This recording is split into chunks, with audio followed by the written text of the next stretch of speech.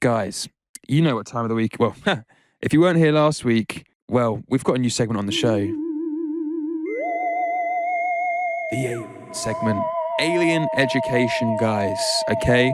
Because disclosure is on the way, and I just want everyone to feel happy and comfortable that we're sharing the planet with aliens and not to be afraid, because they've been guiding our whole society for thousands and thousands of years, and they have active parts in our government. And yeah, like we're essentially a tool for aliens. Some aliens like treat us like cows and sheep, and they basically just use us for energy and resource. Some are generally really nice, and they want to help us raise our consciousness so that we're not trapped by the billionaires and evil oligarchies anymore. So thank you, the benevolent aliens, and the aliens that are using us like livestock. Take a break, guys, okay? We've had enough. The consciousness is rising. We're coming back. But for now, ladies and gentlemen, this is Ancient Aliens, the 9 Forces from Beyond. Let's get right into it. Edgewood Arsenal, Chesapeake Bay, Maryland, 1952.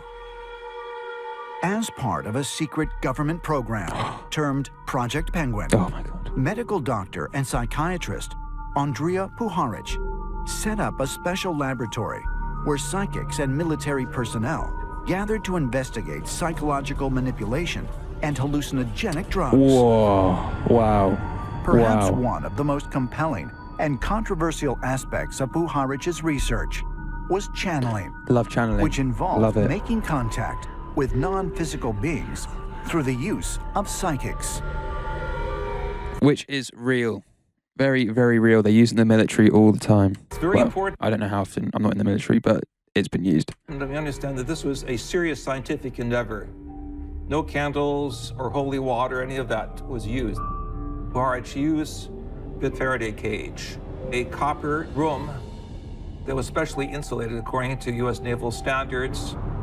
It would prohibit mid-level electromagnetic waves and electrostatic. In this Faraday Wow. cage, individuals would relax and allow the mind over matter signal to take place. Oh, wow. In December 1952, Puharich invited Hindu mystic and doctor D.G. Vinod to one of these channeling sessions. During the experiment, Vinod went into a deep trance and made contact with a group of entities called the Nine. Oh, wow. At the very beginning, they just announced themselves as 9 principles of the universe. Well, that's pretty big to start with. But nevertheless, they said they were extraterrestrials. They were forces from beyond. The 9 said that they were an eternal presence, that they had been watching humanity from the very beginning, and that they were gods, guides, and this was what particularly interested Puharich, the idea that if they are gods, they of course have wisdom, and Puharich wanted to ask for guidance. Wise The guy. 9 came up with a number of different messages involving there being guardians for the human race, creators even. Anunnaki. Puharich, he said, "What is your name? Who are you?" And that was the great revelation, because the being said, "I am Atum." And Atum was the great father god of ancient Egypt, and introducing not only the 9 principles, but the 9 great gods, or the Ennead of ancient Egypt. Ooh. Is it possible that Puharich actually made contact with the 9 great gods Of course of it's Egypt? possible. Could this be evidence of a long-standing federation of extraterrestrials overseeing earthly affairs? We all know that that's the case. Come on. But if so, just who were these beings? Heliopolis, Cairo, Cairo. known as the Sun City.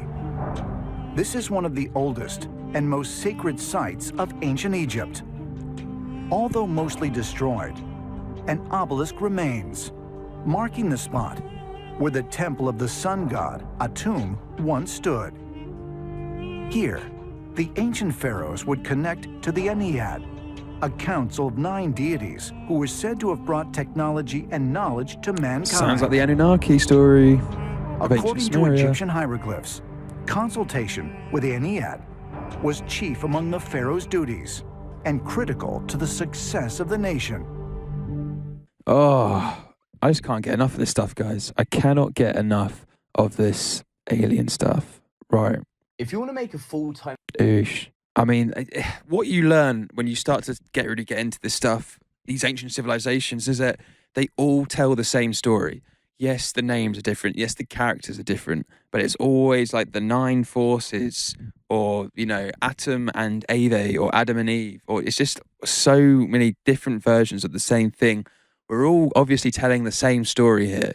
Every ancient civilization is telling the same story. Angels came down from above. Those who came down from above. Like, obviously, some aliens came down, wanted to basically use this planet either as a home or just to get resources, engineered human DNA with their own DNA, hence why humans are different to every other animal on the planet. Like, even though dolphins are super, super smart, they just dolphins haven't been engineered to be essentially workers. Do you know what I mean? Like, dolphins just get to be dolphins, but it's very clear that we are a worker species. Like, why do humans just work nonstop, like, and just accept what we're told? We just go to school and accept what we're told, and go to work and accept what we're told, and like just don't question anything, and, you know, never try and push for further answers. Like, oh, well, if the news says so, then the news says so. It's like, oh, well, if the education system says so, then the education system says so. And it's just like, come on, guys. A little bit of independent thinking here, right? Don't get brainwashed. Don't get brainwashed by the school systems, institutions. Don't get brainwashed by the mainstream media. Don't get brainwashed by the governments, okay? They're all in on it, all right? They're all part of the system, all part of the matrix, okay? The only way to find the truth is meditation. And I've been doing loads. I've been doing the gateway tapes recently for anyone who's interested. Get into the gateway tapes, guys. Like, the gateway tapes are literally a gateway to your higher mind. And once you've got your higher mind, everything just makes sense. You stop worrying about the small stuff. You're like, why am I crying over spilt milk when my life's actually pretty sweet? But yeah, as I say, a lot of people don't have that appreciation, that gratitude, and it's because they haven't practiced spirituality or meditation or mindfulness, all these things, which are so, so important, guys, okay? So, so important. So whenever you get the chance, get off your phone, do some meditation. I mean, or just go on YouTube on your phone and do some meditation. But you need headphones because it's important, because it uses different frequencies and different ears. So yeah, headphones for that, guys. Right, we don't have loads of time left, guys. We don't have loads of time left. Wouldn't it be nice if all cities were like Milton Keynes? But as you know, I live in Milton Keynes, so let me try and find some Milton Keynes news. Ghost stories at Milton Keynes Theatre. Is it as terrifying as the hype? Well, we're about to find out, guys, okay? We are about to find out. This is a bit of a banter one. Worn out street signs are causing chaos in Milton Keynes. Why on earth are worn out street signs causing chaos? I hear everyone scream. Due to budget restraints, and they're taking 18 to 24 months to fix. By the time they get around to it, many are irreparable, meaning that the council has to pay for full replacements instead of a simpler and cheaper repair. Come on, MK Council. Right,